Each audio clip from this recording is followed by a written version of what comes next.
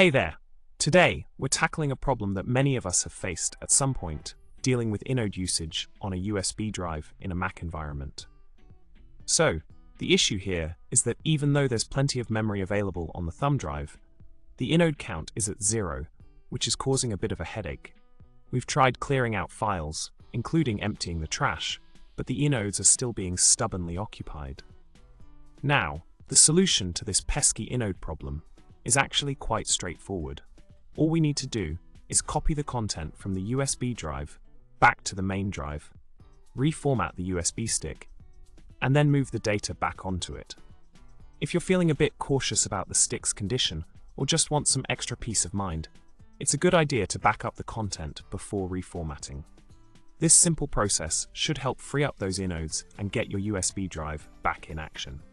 In summary, dealing with Inode usage issues on a Mac can be a bit frustrating, but with a quick backup, reformat, and data transfer, you should be able to clear up the problem in no time.